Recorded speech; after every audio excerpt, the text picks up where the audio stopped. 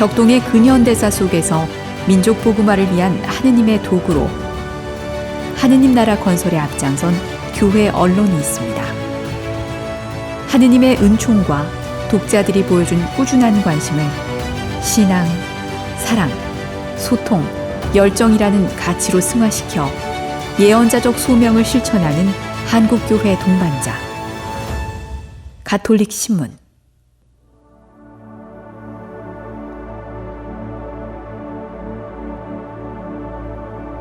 너무도 오래 묵묵했다.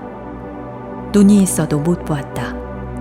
귀가 있어도 못 들었고, 입이 있어도 말 못했고, 손이 있어도 못 적었다.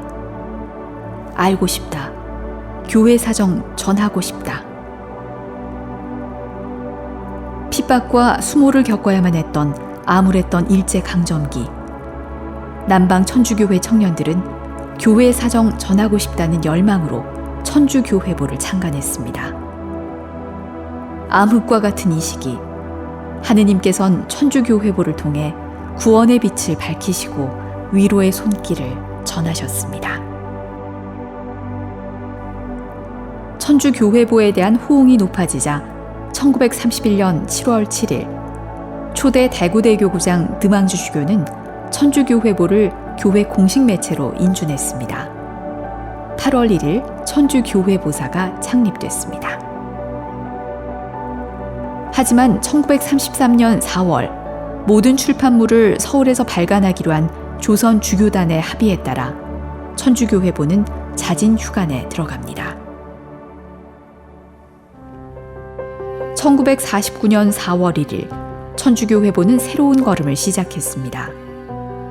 민족 복음화를 이루는 데 앞장서겠다는 굳은 다짐도 사시에 담았습니다.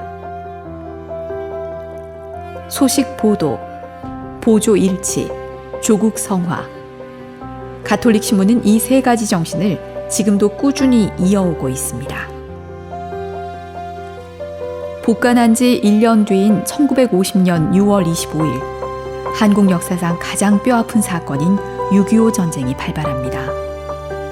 이 전쟁으로 한국 사회뿐 아니라 교회 역시 막대한 피해를 입게 됐고, 천주교회보도 1950년 6월부터 5개월간 정관할 수밖에 없었습니다.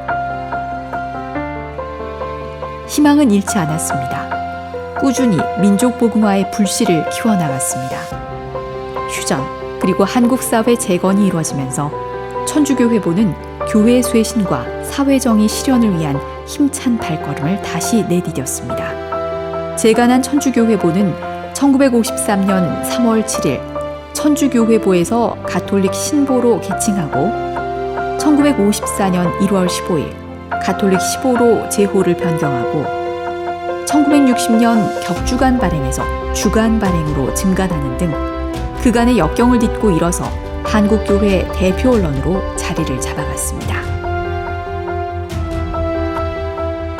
가톨릭 시보는 1960년대 들어서면서 제2차 바티칸 공의회, 한국교회 자치교계제도 등 다양한 교회 소식을 전하는 데에도 발빠르게 나섰습니다. 특히 1964년 9월 20일자 가톨릭 시보를 보면 14일에 열린 제3회기 공의회 소식을 찾아볼 수 있습니다. 당시 열악한 상황으로 미뤄볼 때 세계 공의회 소식을 주간신문인 가톨릭 시보 20일자에 소개한 것은 놀라운 일이었습니다. 이토록 빠른 소식 보도에는 당시 사장이자 외신 기자였던 김수환 추기경의 힘이 컸습니다. 가톨릭 신문에 인연이 있으면서 내 평생에 사제생활을 살아오면서 가장 내가 하고 있는 일에 사명감을 느끼고 또 그만큼 보람을 느끼고 어려움도 있었지만 그 어려움 가운데도 그런 것도 아무튼 참아내고 말이죠. 그리고 시간이 하루 24시간이 아깝다. 심지어 밥 먹는 시간도 아까워 그렇게 생각할 만큼 그 일에 몰두하고 있었어요. 그래서 진짜로 이 밥 먹는 시간을 좀 절약하기 위해서 무슨 비타민 같은 걸로 예. 대신하는 방법이 없는가 이런 생각도 하고. 가끔씩, 아니 그러니까 내가 예. 그 말 하는 거는 예. 내 생애를 통해서 네. 그 2년이었지만은 예. 그때 2년처럼 아주 그냥 이 일에 대해서 사명의식과 함께 아주 기쁜 마음으로 예. 투신을 했다는 거. 예. 그게 특별히 기억이 납니다. 가톨릭 15는 1980년 4월 6일자부터 제호를 가톨릭 신문으로 변경하고 격주로 8면을 발행했습니다. 1982년 1월 1일부터는 매주 8면으로 증면했습니다. 1980년대 암울했던 시대상과 달리 한국교회는 새롭게 도약하는 시기를 맞이했습니다. 이는 민주화 운동을 통해 전 세계에 각인된 한국교회를 다시 알리는 계기가 됐습니다. 그리고 이 모든 현장에 가톨릭 신문이 함께했습니다. 1990년대 들어서 한국 사회는 큰 변화를 겪었습니다. 이런 변화 속에서 한국교회는 그 사명과 역할에 대한 새로운 인식을 요청받았습니다. 이러한 요청에 가톨릭 신문도 동참해 독창적인 기획과 다양한 활동, 사업 등을 통해서 인간 존엄성과 구원, 사랑과 평화라는 복음적 가치를 선포했습니다.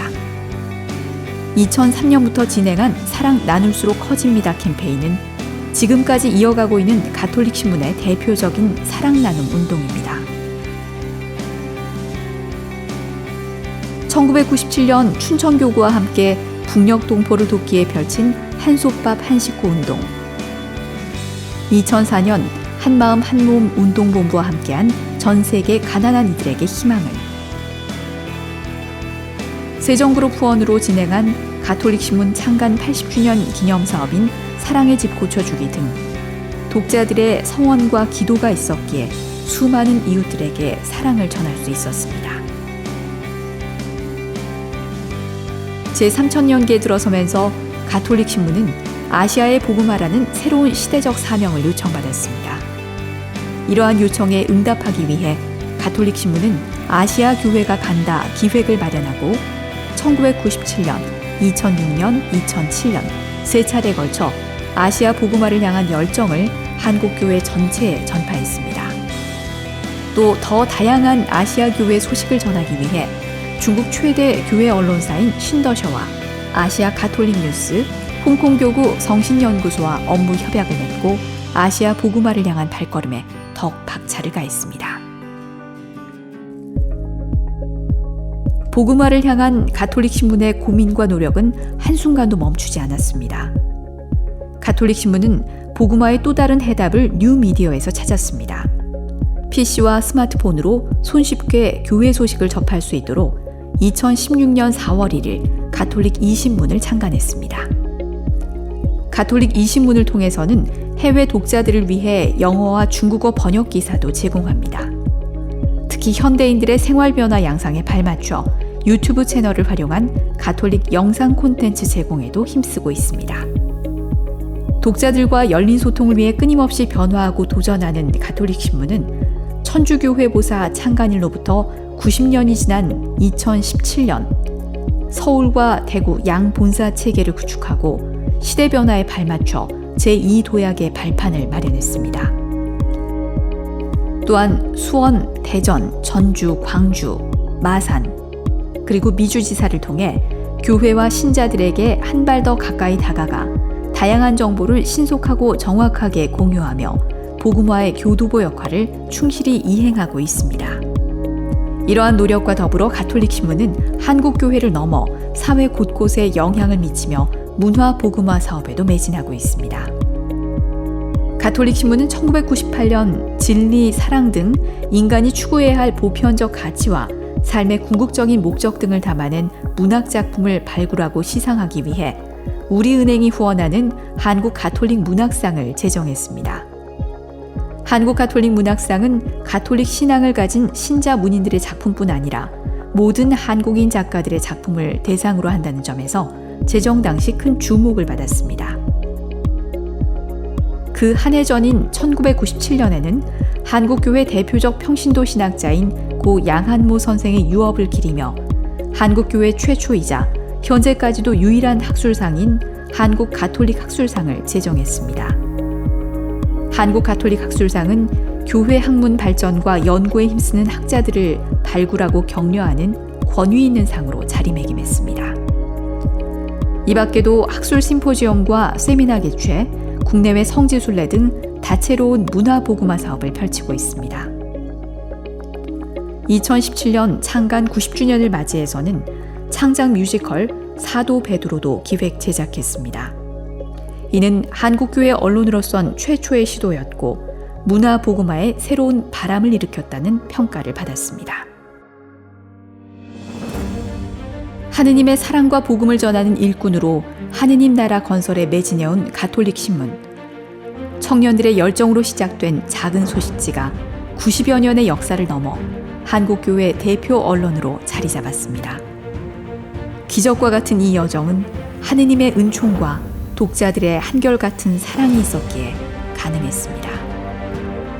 이에 보답하기 위해 가톨릭 신문은 2027년 창간 100주년을 향한 평화와 아시아 복음화라는 새로운 여정에 나섭니다.